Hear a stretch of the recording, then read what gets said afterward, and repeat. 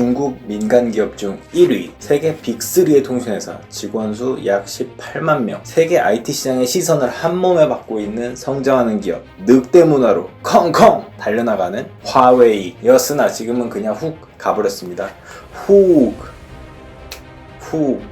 기술 후발대는 이렇게 한순간에 무너질 수 있구나를 느끼기도 했는데요. 최근에 화웨이 사태 관심있게 지켜보고 계신가요? 저는 이 화웨이 사태를 보면서 그런 생각이 들더라고요. 왕좌의 게임에서 나오는 스타크 가문 상징이 늑대인데 그 스타크 가문의 모습과 늑대 기업 화웨이가 무너지는 모습이 좀 이렇게 겹쳐 보이는 듯도 하네요. 저는 시즌5부터 안 봤으니까 스포는 하지 말아 주시고요. 하여간 오늘은 다른 얘기인데 제가 관심 있는 이야기라 정리해보는 미중 무역전쟁 최대 피해자가 된 화웨이 이야기입니다. 화웨이는 보통 IT 기업과 전혀 다른 한 해 분위기로 유명한데요. 흔히 상상하는 아무렇게나 입고 자유로운 분위기, 개방적인 문화라는 IT 회사 분위기와 달리 엄격한 규율, 독재적 리더십, 상명하복의 명령식 기업 문화를 갖고 있습니다. 과거에 현대의 기업 문화, 그게 생각나기도 하네요. 이 독특한 회사는 지난해 매출액 1000억 달러를 돌파하며 엄청난 속도로 성장하고 있는 회사입니다. 거의 매년 30% 이상씩 성장했던 것 같아요. 화웨이의 역사를 조금만 얘기해 볼게요. 어쩌면 길어질 수도 있고요. 이 얘기를 듣다 보면 왜 미국이 화웨이를 본보기로 삼는지 이해하실 수도 있을 것 같습니다.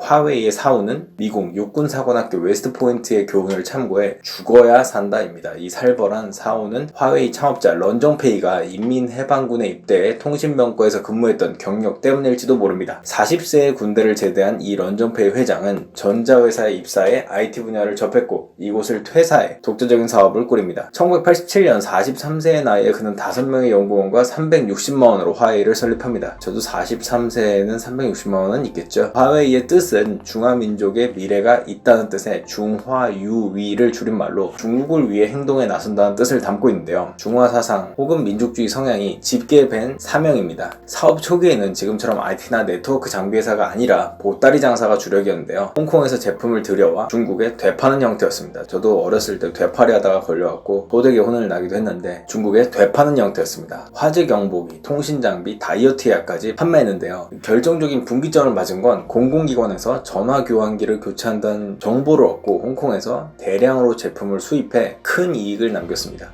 이 정보를 얻은 게 공산당과의 어떤 관시 때문이 아니냐는 이 얘기는 좀 이따 하게 될 것 같고요. 이렇게 자본이 모이자 물건을 떼다가 파는 중개무역에서 런정페이 회장은 자체 개발로 통신 제품 생산을 해보자고 결심했습니다. 정보화 시대, 디지털 세상에 뛰어들려면 자체 기술이 있어야 한다고 판단한 것이죠. 당연하게도 처음에는 실패의 연속이었습니다. 아무것도 없었으니까요. 처음에는 중개무역 회사니까요. 이 아무것도 없는 화웨이의 기술 개발이라니 다른 공동 창업자들도 안 될 기술 개발 말고 그냥 부동산이나 하자고 의견을 내기도 했습니다. 이 과정에서 공동 창업자 3명은 회사를 떠나기도 했고요. 이 어려운 시절에 런정페이는 물론 모든 직원들이 휴가 퇴근을 반납하고 개발에 올인을 했습니다. 사무실 한편에 야전 침대를 두고 쪽잠을 자면서 일했다고 하네요. 이때 화웨이의 텐트 문화, 병영 문화가 생겼다고도 합니다. 중국의 지도 서비스 업체 고덕지도가 2016년 서비스 사용자 중에서 IT 기업 종사자의 출퇴근 시간을 분석했는데요. 그 결과 화웨이 직원의 퇴근 시간은 평균 오후 9시 57분으로 가장 늦은 것으로 나타났습니다. 이 시간은 평균입니다. 평균 밤 9시 57분. 2위는 텐센트였고 3위가 알리바바였다고 하네요. 1993년 화웨이는 중국 인민해방군에 네트워크 장비를 공급하기로 계약했습니다. 화웨이의 기술력이 인정받은 거고요. 정기적으로 매출을 낼 수 있는 길이 열린 거죠.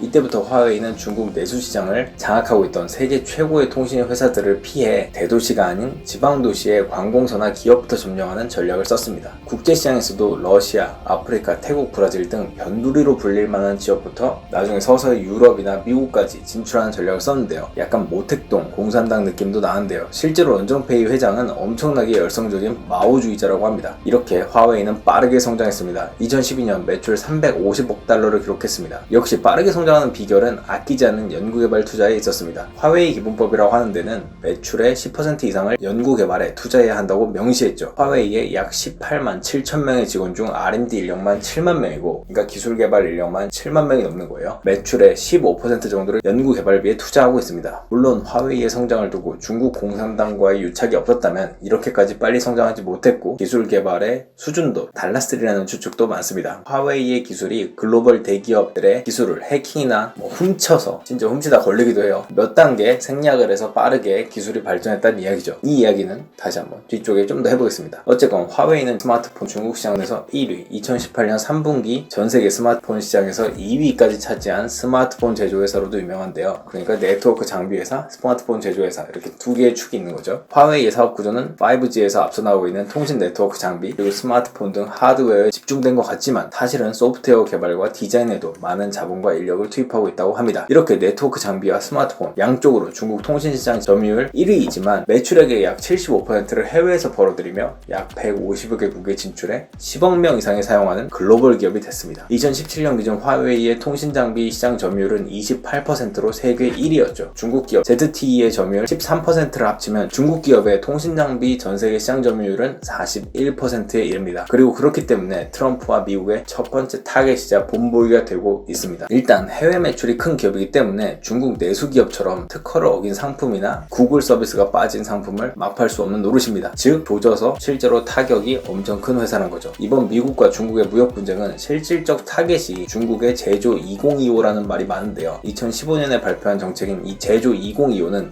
2025년까지 기술 개발을 엄청 열심히 해서 지금처럼 중국이 양적 성장으로 이어지는 게 아니라 질적 성장으로 이 세계를 제패하자는 정책입니다. 즉 IT나 로봇, 고속철도 등 핵심 산업, 핵심 기술도 우리가 뒤지지 않는다는 걸 보여주자는 거죠. 근데 그렇게 되면 어떻게 될까요? 세계 1위가 중국이 되겠죠. 실제로 그렇게 될진 모르겠지만 미국이 중국에 뒤처지는 결과가 벌어지게 됩니다. 미국은 양으로는 이길 수 없는데 질에서도 이길 수가 없게 되면 판이 바뀌는 거죠. 중국이 실제로 미국과의 기술 격차를 턱 밑까지 줄여나오고 있는데 정말 그게 뒤집어지지는 않을지 걱정이 되고 있기 때문에 그래서 이 전쟁을 미국이 벌였다는 말이 많은데 그렇다면 어디를 조져야 할까요? 바로 핵심 산업 기술을 보유한 회사를 조져서 본보기를 보여줘야 하는데요. 그게 바로 화웨이만한 회사가 없는 거죠. 이 화웨이는 샤오미보다 매출이 한 3배 이상 되고 샤오미와 달리 해외 매출이 굉장히 큰 기업. 실제로 다음은 런정페이 화웨이 회장의 말입니다. 전 세계에서 5세대 이동통신 그러니까 5G를 할 수 있는 업체는 많지 않은데 화웨이가 가장 잘한다. 전 세계에서 극초단파 기술을 가진 업체도 많지 않은데 화웨이가 가장 앞서 있다. 5G 기지와 가장 앞선 극초단파 기술을 결합해 5G 기지국을 만들 수 있는 회사는 세계에서 단 한 곳, 바로 화웨이다. 이 런정페이 회장의 자신감처럼 중국이 아니라 세계에서도 기술력이 최고 수준을 다투는 게 바로 화웨이인데요. 이 화웨이도 한 방에 보낼 수 있다는 걸 이번에 보여줬다는 겁니다. 그럼 어떻게 트럼프는 화웨이를 보냈냐? 미국 정보부 행정명령으로 이 상무부가 화웨이를 거래 제한 기업으로 지정하는 순간 화웨이는 팔다리가 잘려나가게 됩니다. 먼저 미국 기업인 구글, 퀄컴 등이 거래 중단을 선언했고요. ARM 등 영국, 독일, 일본 기업도 잇따라 화웨이와의 거래 중단을 선언했습니다. 구글이 거래 중단을 선언하면서 한때 세계 2위의 제조사 스마트폰이 구글의 보안 업데이트나 플레이 스토어도 사용하지 못하게 됩니다. 구글 지도나 유튜브나 다 사용하지 못하게 되는 거죠. 말하자면 업데이트 지원 중단을 선언한 윈도우 XP와 같은 상황이죠. 인텔이나 퀄컴도 거래 중단을 하면서 스마트폰에 CPU 같은 칩셋을 넣을 수도 없습니다. ARM의 거래 중단은 상황이 더욱 심각합니다. 인텔이나 퀄컴은 경쟁사라도 있는데 인텔은 AMD, 퀄컴은 삼성전자. 근데 물론 그렇다고 해도 경쟁사 대부분도 거래 중단을 선언한 상황이긴 합니다. 어쨌거나 다른 데서 사서 넣어볼까 생각해 볼 수도 있지만 ARM은 모바일 반도체를 스펙에 맞게 설계해주는 회사인데요. 이 모바일 시장에서 90% 시장 점유율을 차지하고 있는 회사라서 이 ARM이 거래 중단을 선언하면서 이젠 진짜 뭘 만들 수도 없는 상황까지 치닫고 있습니다. 이대로 가면 앞서 말했던 화웨이 모바일 칩은 윈도우 XP행이 확정되는 거죠. 아무 업데이트도 없는 폰, 통신 장비를 누가 살까요? 최근에는 SD 협회에서도 퇴출당하면서 화웨이 제품에 SD카드 슬롯을 넣을 수가 없습니다. 즉 화웨이 제품에는 SD카드를 쓸 수가 없다는 거죠. 찍히면 죽는다를 제대로 보여줍니다. 이외에도 미국 IT 기업 거의 모두가 화웨이와 등을 돌리면서 화웨이는 부품이나 설계를 중국 내 생산으로 돌리거나 자체 생산한 OS를 탑재해야 하는데 이 자체 OS가 아무리 좋아도 제대로 된 앱 하나 없는 OS가 무슨 의미가 있겠습니까? 우리나라 삼성전자가 OS 만들어 보겠다고 했지만 잘 안 된 이유가 역시 누가 많이 참여해줘야 되는데 구글 플레이 스토어 가지고 왜 OS를 그걸 쓰고 있겠어요. 어쨌건 두 번째로 화웨이가 타겟인 이유는 중국 공산당과 밀접하다는 의혹을 받기 때문입니다. 앞서 말했던 런정페이 회장은 중국 인민해방군 경력이 있고 런정페이의 첫 번째 부인의 아버지, 그러니까 첫 번째 장인어른은 인민해방군 정치위원이었죠. 이 첫째 부인하고는 물론 이혼을 했습니다. 이 첫째 부인하고 낳은 딸이 바로 뭐였더라? 이번 캐나다에서 잡힌 부회장이죠. 화웨이 위원장직을 맡고 있는 수냐팡이라고 하는 사람이 있는데요. 이분도 국가안전부에 배경이 있다고도 알려졌고요. 또한 중국의 만리 방화벽이라고 하는 인터넷 통제 시스템 도입에도 화웨이가 중국 정권과 긴밀한 관계를 유지하며 만리장성 방화벽 구축 및 업그레이드에 큰 역할을 수행했다고 합니다. 또 지배 구조도 미심쩍은데요. 겉으로 보면 화웨이는 직원들이 소유한 민간 기업입니다. 런정페이 회장이 화웨이의 주식 1.4%, 나머지 주식 전부 그러니까 98.6%를 8만 명 직원이 속한 노조위원회가 보유하고 있습니다. 특이하게도 이 주식은 스톡옵션처럼 개인이 보유하는 게 아니라 직원이 퇴직할 때는 지분을 자동으로 상실하게 됩니다. 반납하고 나가야 돼요. 이 노조위는 중국 선전시 정부의 노조에 등록돼 있는데요. 중국에서 노조는 공후이로 불립니다. 공후이의 가장 큰 특징은 중국 공산당의 지도를 받는다는 점인데요. 공후이 임원은 대부분 공산당 당원이거나 당 간부인 경우가 많습니다. 즉 98.6% 지분을 움직이는 이 노조위원회를 움직이는 사람들은 중국 공산당 당원 혹은 당 간부라는 거죠. 그래서 화웨이를 중국 국영기업이라고 분류하기도 합니다. 전 세계 500대 기업 중 유일하게 지배구조를 알 수 없는 회사이기도 하죠. 화웨이가 정말 중국 국영기업이라면 중국을 때리는데 피해갈 수 없겠죠. 이 때문에 미국은 화웨이와의 거래를 적극적으로 다른 나라도 거래하지 못하게 막고 있습니다. 바로 국영기업으로 분류되면서 나오는 위협이 있기 때문인데요. 국영기업이라면 정말 극단적인 상황,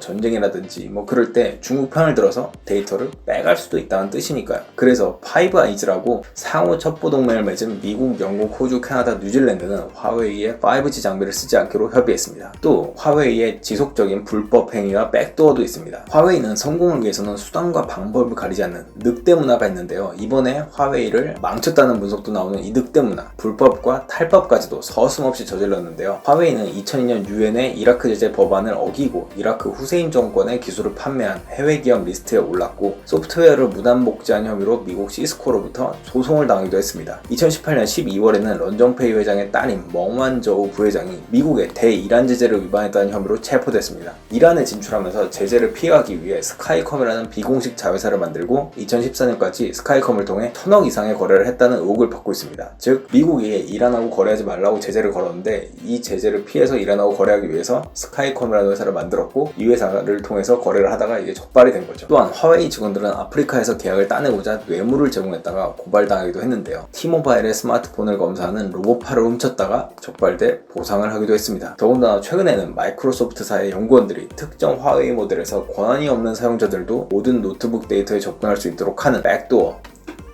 그러니까 몰래 들어가서 정보를 빼낼 수 있는 이런 문을 하나 발견했다고 보도했습니다. 이번 화웨이에 내려진 조치는 미국 통신망과 기반 시설을 보호하기 위해 부적절한 장비를 제공하는 외국 업체들에 대한 수입 금지 조치입니다. 즉 이런 문, 이 백도어를 통해 또 어떤 정보를 빼낼지 모른다는 이 보안 이슈가 이번 제재의 명목상 핵심이기도 합니다. 즉 명목상 핵심은 이 백도어라는 거죠. 그럼 화웨이는 어떤 입장일까요? 문제 없다는 입장입니다.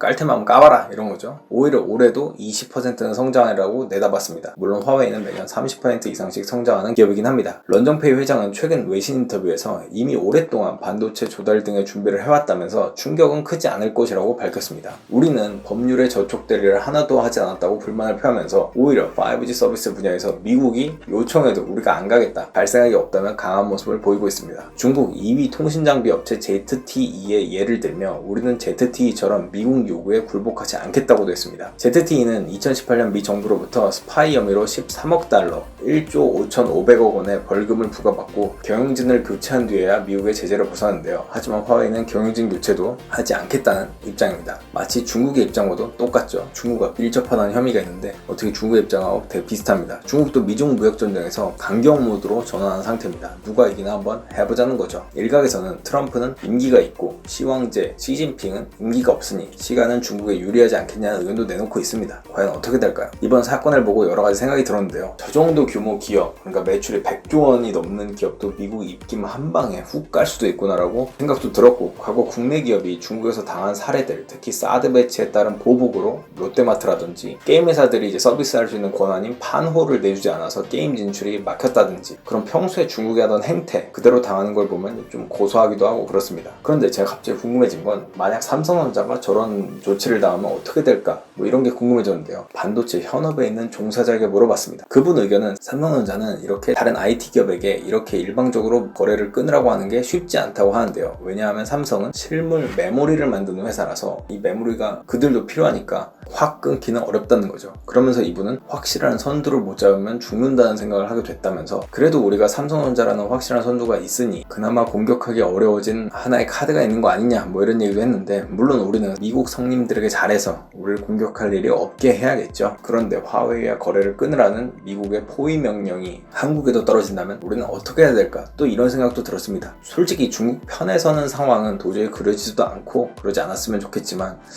미국 편에 적극적으로 섰다가 사드 배치로 같이 우리만 괜히 고래 싸움에 새우등 터지는 건 아닌지 걱정이 되기도 하는데요. 실제로 23일 보도에 따르면 미 국무부 관계자는 최근 우리 외교부 당국자를 만난 자리에서 화웨이 장비를 사용하는 LG U+를 지목하면서, 참고로 KT, SK는 화웨이 장비를 안 쓰는데 LG U+만 화웨이 장비를 쓰기로 했습니다. 왜냐면 싸니까. 하여간 LG U+가 한국 내 민감한 지역에서 서비스하지 않도록 해야 한다면 당장은 아니더라도 최종적으로는 화웨이를 전부 아웃시킬 필요가 있다고 말한 것으로 알려졌습니다. 우리의 대처는 어떻게 해야 될까요? 새우는 항상 조심스럽게 선택해야 하는데 말이죠. 화웨이, 진짜 이름이 어려워요. 화웨이.